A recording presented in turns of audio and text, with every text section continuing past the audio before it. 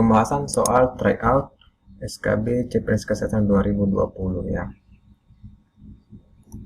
Oke, jadi soal yang pertama, Peraturan Menteri Kesehatan yang mengatur tentang pedoman penyelenggaraan program Indonesia Sehat dengan pendekatan PISPK adalah A. Permenkes nomor 39 tahun 2016, B. Permenkes nomor 35 tahun 2019, C. Permenkes nomor 39 tahun 2019, D. Permenkes nomor 67 tahun 2016, E. Permenkes nomor 43 tahun 2019. Nah, jawaban yang paling benar di sini adalah bagian A.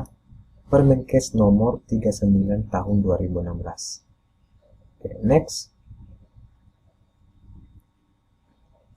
Periode 1000 HPK atau hari pertama kehidupan sering disebut dengan A. Window of the World, B. Window of Opportunities, C. Window to the Universe, E. Semua benar. Nah, jawaban yang benar adalah Window of Opportunities. Oke, lanjut. Soal berikutnya. Terdapat kasus terjadinya penyakit menular di desa Y. Pihak puskesmas dan tenaga kesehatan lain melakukan pengamatan secara sistematis dengan mengumpulkan data dari beberapa tahun yang lalu dan dari berbagai sumber terpercaya mengenai kuantitas dan penyebab penyakit menular di desa tersebut, agar dapat diberlakukan program penanggulangan yang lebih efektif ke depannya. Disebut teknik apakah yang dilakukan pihak puskesmas? A. Pendidikan kesehatan, B. Perubahan budaya, C. Survei epidemiologi, D. Pengawasan kesehatan masyarakat dan lokal, E. Wawancara. Nah, jadi teknik yang dilakukan oleh pihak puskesmas adalah surveillance epidemiologi. Ya. Oke, lanjut. Ya, menurut standar WHO ada 6 langkah cuci tangan yang benar.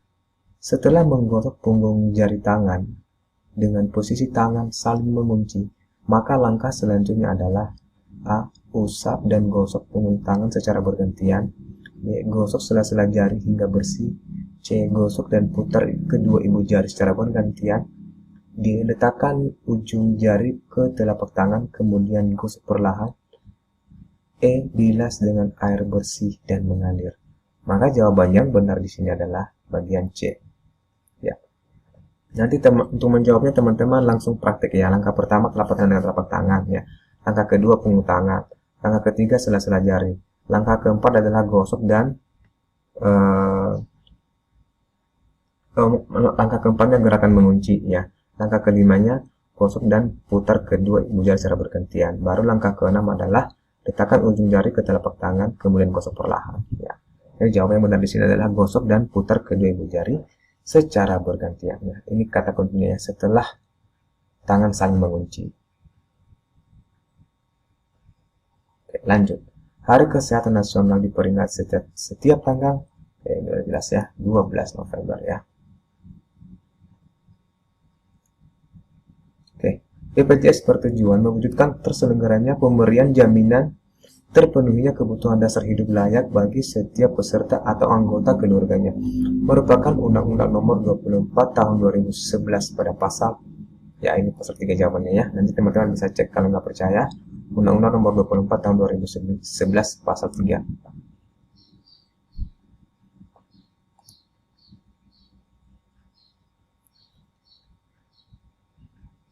Oke, nomor berikutnya. Puskesmas di Desa X menerima banyak pasien pelajar yang luka-luka akibat kekerasan. Diketahui penyebab pelajar banyak terluka dikarenakan beberapa pelajar berada di bawah pengaruh alkohol. Apakah perencanaan tindakan yang perlu dilakukan tenaga kesehatan atau puskesmas agar kasus tersebut tidak terulang lagi di Desa X?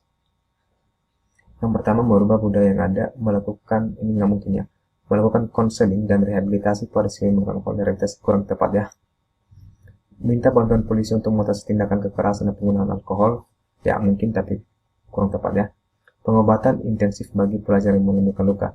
Ya kalau ada yang luka ya tentu pihak puskesmas melakukan pengobatan gitu ya. Tapi kan tidak mencegah untuk tidak mengulangi lagi gitu ya kan. Terakhir, penyuluhan untuk seluruh siswa di masyarakat tentang pengaruh buruk zat adiktif, dan kekerasan. Nah, jadi jawaban yang benar adalah bagian ini, bagian E ya. Oke, dampak buruk yang dapat ditemukan oleh masalah gizi dalam jangka panjang adalah dapat menimbulkan A. Terganggunya perkembangan otak, B. Gangguan pertumbuhan fisik, C. Gangguan metabolisme dalam tubuh, D. Menurunnya kekebalan tubuh. Semua jawaban benar. Nah, rata-rata teman-teman menjawab semua benar ya ini. Padahal jawaban yang paling benar adalah bagian D. Menurunnya kekebalan tubuh. Kenapa?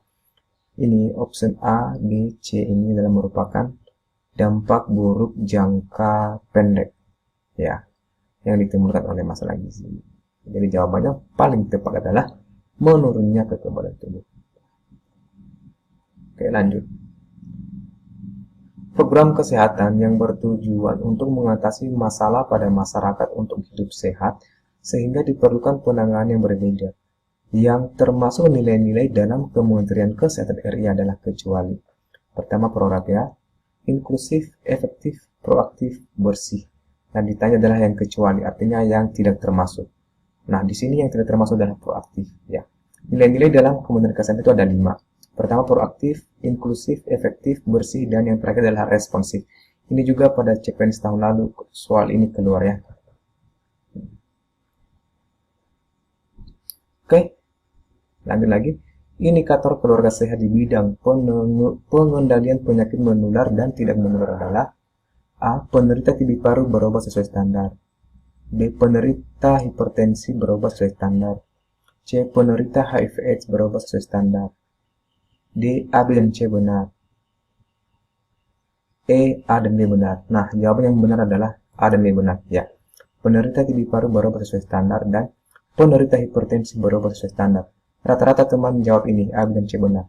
Padahal di indikator keluarga sehat penyakit menular dan tidak menular itu hanya 3 ya, penderita TB, penderita hipertensi, sama gangguan jiwa berat tidak ditelantarkan. Ya, jadi hanya 3. Penderita TB paru berobat sesuai standar, penderita hipertensi berobat sesuai standar, dan yang terakhir adalah gangguan jiwa berat tidak ditelantarkan. Jadi HIV ini tidak masuk ya dalam indikator keluarga sehat. Oke, berikutnya. Ya. Upaya kesehatan masyarakat atau UKM merupakan kegiatan dengan sasaran. Nah, namanya saja UKM ya. Dengan sasaran kata kuncinya adalah nggak ada individu. Jadi ini salah. Jawaban yang benar adalah keluarga, kelompok, dan masyarakat. Oke, yang termasuk dalam pelayanan kesehatan masyarakat pengembangan Puskesmas adalah UKM pengembangan. Ya. Kesehatan lansia, ibu dan anak, kesehatan lingkungan, gizi promosi. Yang benar adalah kesehatan lansia. Sebab KIAKB, Kesling, Gizi Promkes merupakan UKM esensial. Pembangunan kesehatan diselenggarakan dengan mengacu pada visi pemerintah 2020-2024 adalah terwujudnya Indonesia maju yang berdaulat mandiri dan berkepribadian berlandaskan gotong royong. Jadi ini jawaban yang paling benar. Ini juga masih banyak yang salah. Ya.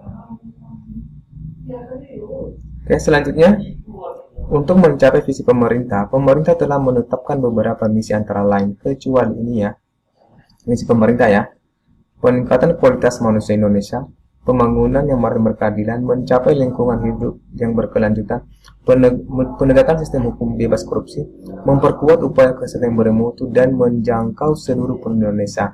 Jadi, yang bukan misi dari pemerintah adalah bagian E. Sebab ini adalah misi daripada Kemenkes. Oke, lanjut.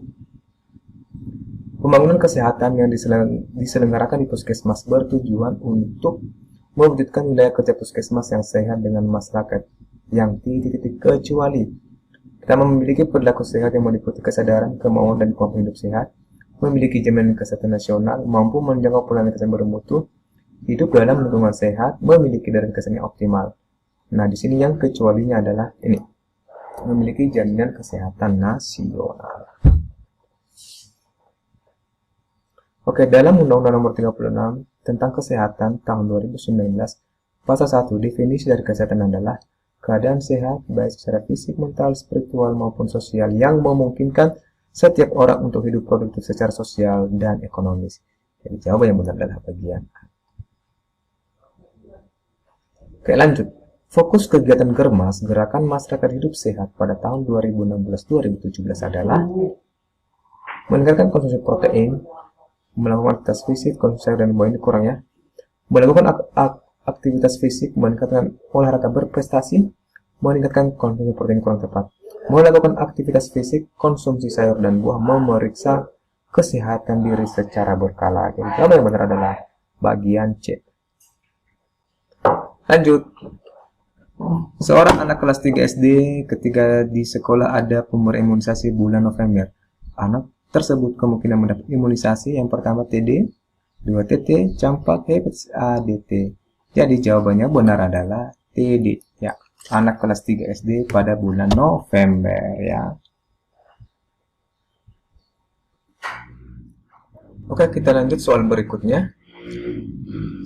Melengkapi zat gizi ASI yang sudah berkurang. 2. Mengembangkan kemampuan bayi untuk menerima dengan berbagai rasa dan bentuk. 3. Mengembangkan kemampuan bayi untuk mengunyah dan menelan. 4. Mencoba adaptasi terhadap makanan yang mengandung kadar energi tinggi. Nah, pertanyaan. Tujuan pemberian makanan tambahan pendamping ASI adalah ya option 1, 2, 3 benar, 1, 3 benar, 2, 4 benar, 4 benar, semua jawaban benar. Nah, jadi jawabannya yang paling benar di sini adalah semua jawaban benar. Oke, berikutnya.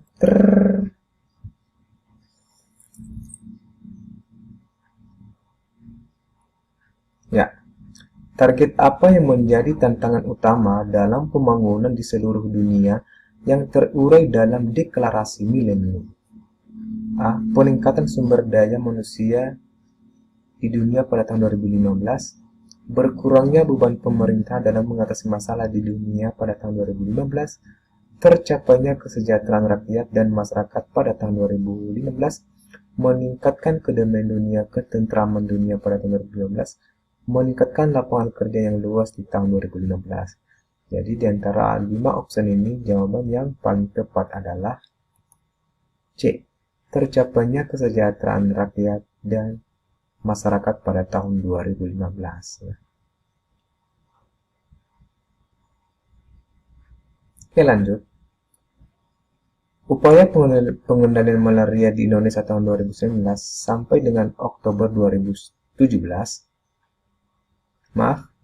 Upaya pengendalian malaria di Indonesia tahun 2016 sampai dengan Oktober 2017. Jumlah kabupaten kota yang telah bebas dari penularan malaria sebanyak 266 kabupaten kota. Upaya terobosan yang dilakukan yakni pemberian kelambu daerah endemis tinggi malaria. Nah, pemberian kelambu merupakan upaya apa ya kan? Apakah kuratif, preventif, promotif, rehabilitatif, distributif? Nah, di sini jawabannya paling benar adalah preventif ya, mencegah penularannya. Kalau promotif berarti hanya cukup memberikan pendidikan kesehatan saja tanpa pemberian kelambu. Sekarang kan pemberian kelambu, jadi pencegahannya kita berada di level pencegahan. Oke, lanjut, ini juga masih banyak yang salah. Upaya peningkatan kemampuan masyarakat dan berperilaku hidup bersih dan sehat melalui pembelajaran dari, oleh, untuk, dan bersama masyarakat agar mereka dapat menolong dirinya sendiri serta mengembangkan kegiatan yang bersumber daya masyarakat sesuai sosial budaya setempat dan didukung oleh kebijakan publik yang berwawasan kesehatan merupakan pengertian dari promosi kesehatan. Oke, lanjut.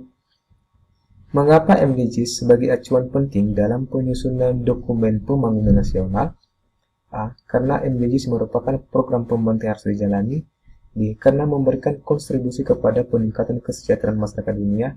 C. Karena untuk mengurangi kejahatan di dunia yang menyebabkan masyarakat tidak tentram. D. Sebagai perjanjian bahwa MDGs memenuhi syarat sebagai program kerja dunia. E. Untuk meningkatkan bantuan pembangunan Indonesia. Nah, jadi jawaban yang paling benar adalah ya, bagian B. Karena memberikan kontribusi kepada peningkatan kesejahteraan masyarakat dunia. Oke, lanjut. Prioritas target SDGs Indonesia terbagi atas 4 pilar pembangunan. Yang tidak termasuk dalam pilar pembangunan sosial adalah A. Penghapusan kemiskinan, B. Penghapusan kelaparan, kesejahteraan dan kesehatan, pendidikan berkualitas, Pertumbuhan ekonomi dan pekerjaan yang layak. Jadi jawaban yang tidak termasuk dalam pilar pembangunan sosial adalah ya, pertumbuhan ekonomi dan pekerjaan yang layak. Sebab A, B, C, D masuk di pilar pembangunan sosial. Kalau ini masuk di pembangunan ekonomi ya. Oke, lanjut. Menurut Ottawa Charter, ada 5 ruang lingkup promosi kesehatan. Yang tidak termasuk dalam ruang lingkup tersebut adalah A. Membangun kebijakan publik berwawasan kesehatan, benar. Menciptakan lingkungan sehat, benar. Advokasi kesehatan, salah. Memperkuat gerakan masyarakat, benar. Reorientasi sistem pelayanan, benar. Jadi jawaban yang benar adalah advokasi kesehatannya. Kalau advokasi itu namanya strategi ya. Strategi Promkes. Oke, lanjut. Untuk tercapainya target program penanggulangan TB nasional, pemerintah daerah provinsi kabupaten harus menetapkan target penanggulangan TB dengan target nasional dan memperhatikan strategi nasional. Yang tidak termasuk dalam strategi nasional penanggulangan TB adalah, nah, jawaban yang benar adalah ini. Peningkatan kemandirian individu dalam penanggulangan TB. Harusnya ini peningkatan kemandirian masyarakat. Nah, untuk memasak ini juga teman-teman bisa cek di video saya sebelumnya ya. Sudah saya jelaskan. Nah, pengembangan strategi promosi kesehatan secara nasional mengacu pada strategi health promotion yang ada dalam Ottawa Charter, kecuali ya communication, information, and education. Oke, lanjut. Berikut ini yang termasuk dalam target pencapaian goals ketiga pada SDGs adalah, nah ini pentingnya, kecuali menurunkan AKI di bawah 70 per 1000 kelahiran hidup, menurunkan AKN hingga 12 per 1000 KWH, menurunkan angka kematian balita hingga 15 per 1000 kelahiran hidup, mengakhiri epidemi AIDS, TBC, dan malaria, memperkuat pencegahan, perawatan, penyalahgunaan narkotika. Jadi, jawaban yang kurang tepat adalah bagian C. Menurunkan angka kematian balita hingga 15 per 1000 KWH, harusnya ini 25. Oke, lanjut. Apa dampak dari stunting pada balita? Kecuali ya. Berarti ini dong. Ya. Perkembangan motor yang tinggi. Ya. Yang lain A, B, C, D benar. Oke. Agenda yang belum selesai pada goals ketiga SDGs kesehatan adalah kecuali. Pertama, prevalensi gizi buruk dan gizi kurang pada balita, penurunan AKI, penurunan AKN, pengendalian HIV AIDS dan malaria, akses kesehatan reproduksi. Jawaban yang benar adalah bagian A. Ya. Ini pada goals ketiga ya.